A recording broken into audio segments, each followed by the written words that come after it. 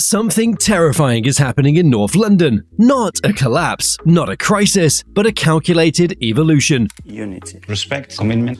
One that's pushing Arsenal closer than ever to total domination. Because in the 2025-26 season, Mikel Arteta's Arsenal aren't just playing beautiful football anymore, they're playing inevitable football. Without unity, you can achieve what we want to. The culture and the values that we represent. And for me, there are three main ones. One is respect, the other one is commitment, and the other is passion. Last season, Arsenal were all about control, possession, structure, and defensive stability. This year, they've evolved. Look, I'm just gonna say it. Arsenal didn't just fix their problems this summer, they've rebuilt the entire machine. New sporting director, elite signings in every single line. No, but I had this when I was a player as well, because we grow in the same position.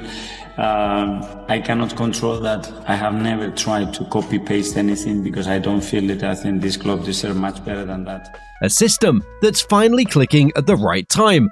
They've traded patience for purpose, structure for speed, control for chaos, and it's working. Do I think that Mikel Arteta is doing a great job? Tremendous job. Do I think he should get the sack? Hell no. Am I going to think that we're going to win the league this year? First, the recruitment finally matches what Arteta's been trying to build. Every signing makes tactical sense. Second, they've replaced fragility with genuine depth. He's above or beyond a good management. You can't survive a title race or a Champions League run without bodies, and Arsenal finally have them. Third, the system is peaking at exactly the right moment. It's year 3 of Arteta's structure. Everyone knows their roles, and they're executing. And fourth, the early evidence from this season backs it all up.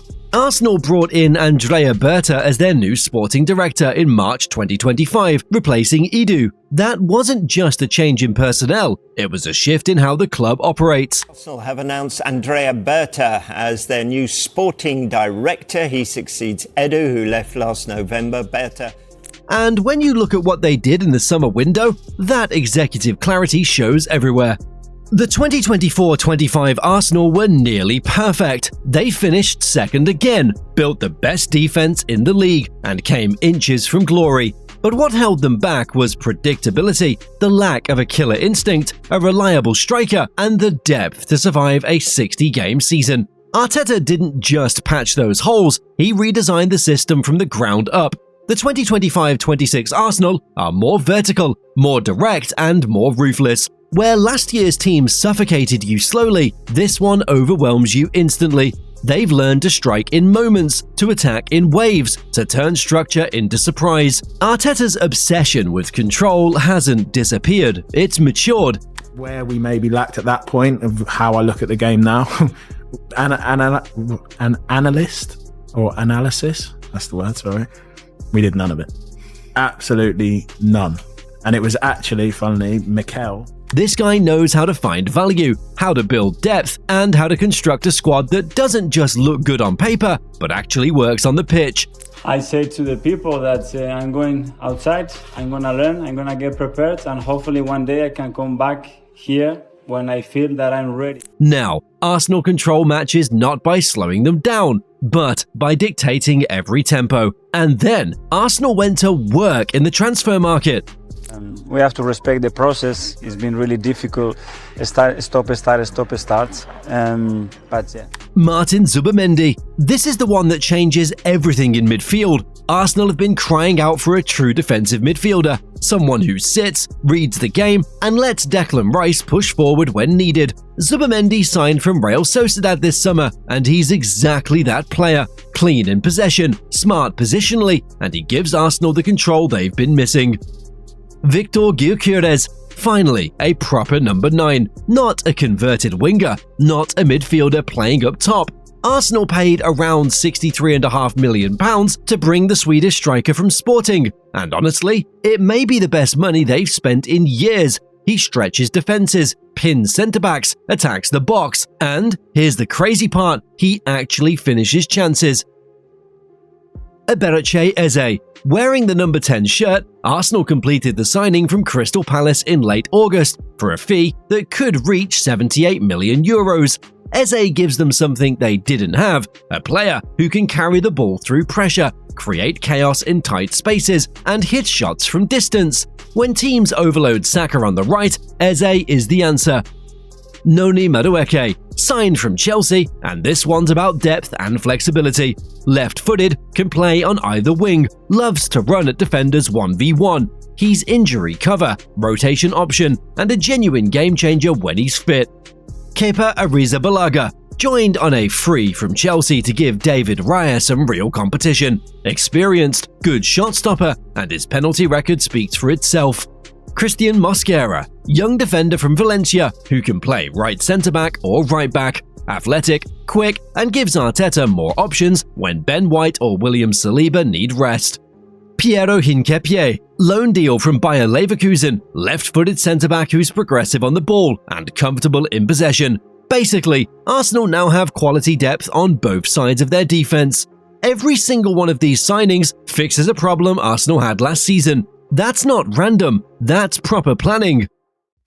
Let's talk about why defenses are going to hate playing Arsenal now. It all starts with Gyökeres. His movement is what changes everything. He doesn't just stand there waiting for the ball, he's making runs across the face of the centre-backs, dragging them out of position, opening up space for the wingers to cut inside. When he goes near post, it creates room at the back stick. When he peels wide, the channel opens up for an underlapping midfielder.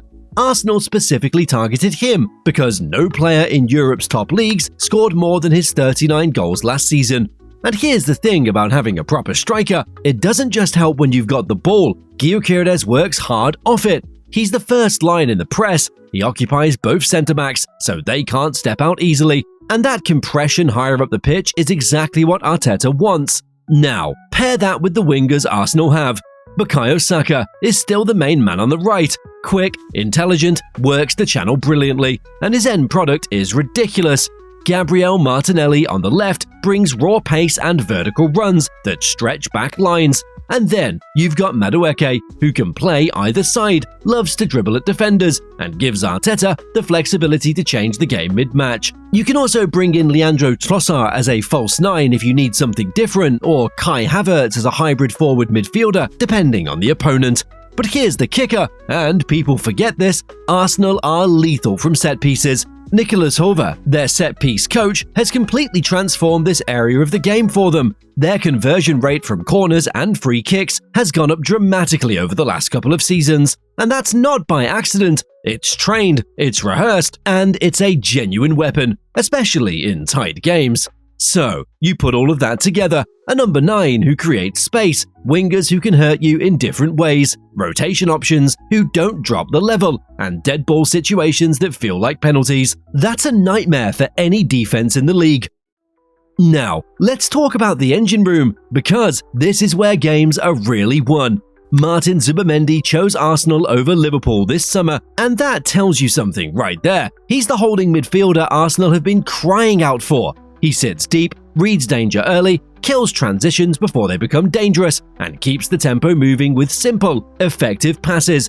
Nothing flashy, just proper football.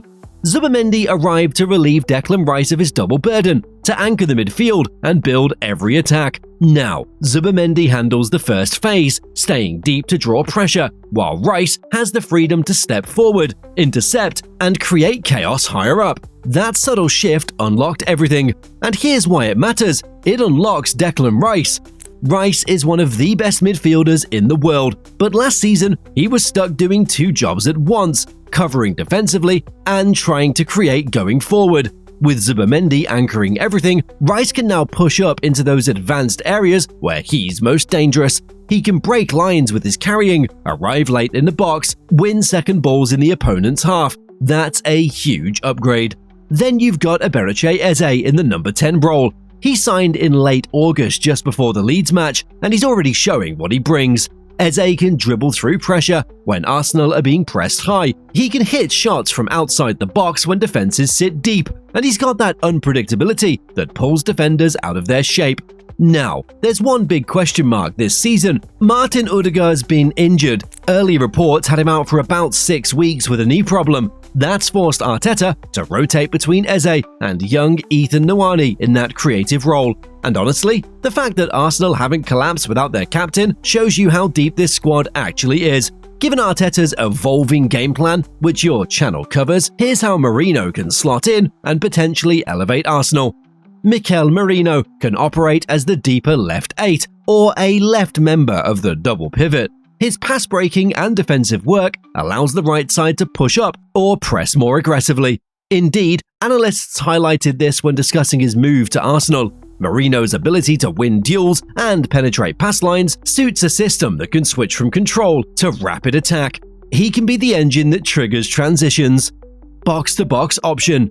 In matches where Arsenal need more tempo and ground coverage, Merino's work rate and physical presence give flexibility. He can push forward, support wide overloads, and recover quickly. Pressing ally. Arteta's press demands mid-season sustainability. Merino's duel winning and aerial ability make him useful in the press and second-phase recoveries. So, the midfield setup looks like this. Zubimendi sitting, Rice doing everything, Odegaard or Eze creating, and proper depth behind them. That's a title-winning midfield right there. Arsenal's defense last year was elite. Arteta has introduced flexibility into his back 9, depending on the opponent. He alternates between a high block and a mid-press, using his fullbacks like chess pieces. This year, it's terrifying. William Saliba and Gabriel Magalhaes are one of the best centre-back partnerships in Europe. Quick, strong, comfortable on the ball, and they've got that understanding that only comes from playing together for years. But the difference this season, they've actually got proper cover now. Christian Mosquera came in from Valencia as a right-sided centre-back option. He's young, he's athletic, and when Saliba needs a rest, which everyone does over a 60-game season, you're not dropping off a cliff in quality. On the left side, Piero Hincapié arrived on loan from Leverkusen, left-footed, progressive passer, and he's played Champions League football. That's 4 genuine centre-back options who can all start important games. At fullback, Arsenal are stacked. Tomiyasu and Timber invert to midfield to provide balance, while Ben White adapts his positioning to protect transitions.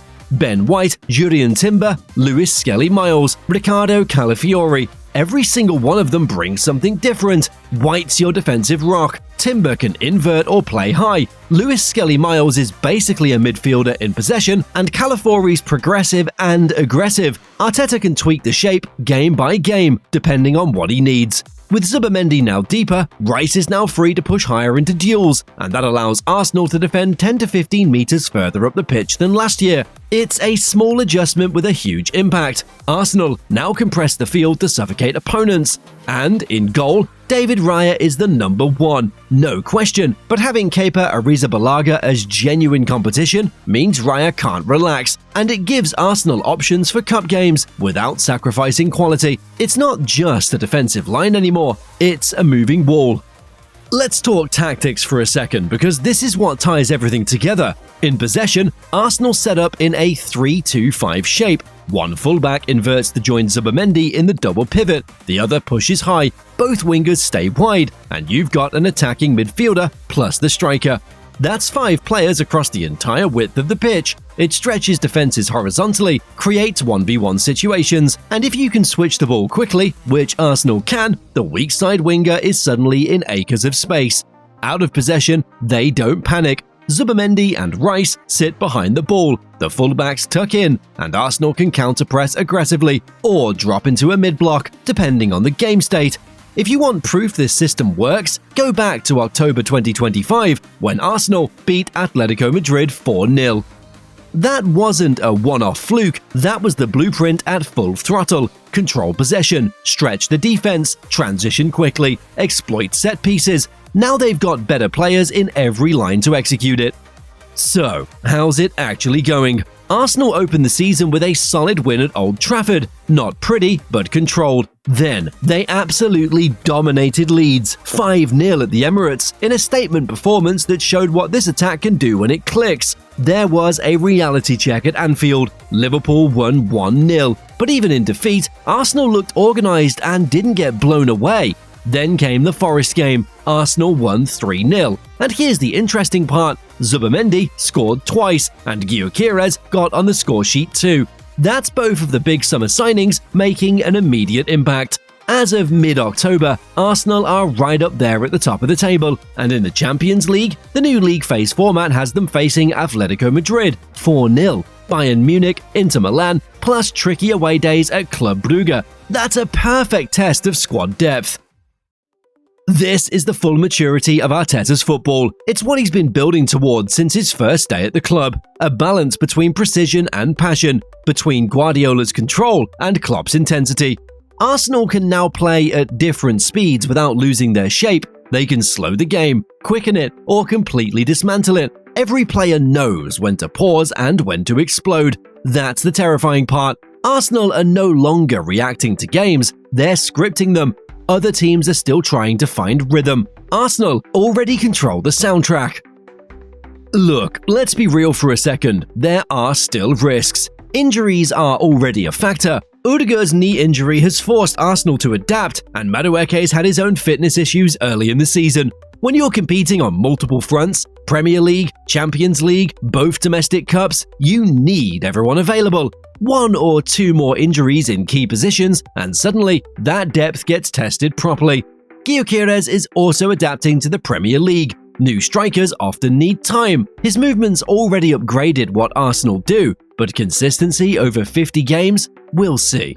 And fixture congestion is real. The Champions League phase plus cup runs means Arsenal could play 60-plus games this season. Rotation quality, not just quantity, will decide if they can sustain this. Here's why this is Arsenal's moment. Look at the age profile. Saka, Martinelli, Saliba, White, Rice, Zubimendi, all of them are either in their prime or just entering it. Gyökeres is hitting his late prime output years. Eze is in that sweet spot where experience meets physical peak. The system has 3 years of memory now. Fewer mistakes, more automatic patterns, better understanding. And the club's aligned from top to bottom. Ownership backing the project. Berta and Arteta on the same page. Recruitment that makes sense. By spring 2026, if fitness holds, Arsenal have the specific weapons to bully mid-table teams, go toe-to-toe with the elite, and survive those brutal European knockout nights.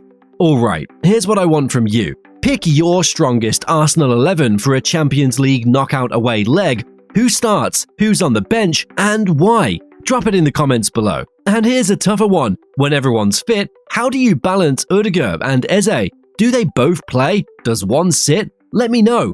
If you want a deep dive on Arsenal's set-piece tactics, smash that like button and subscribe. See you next time.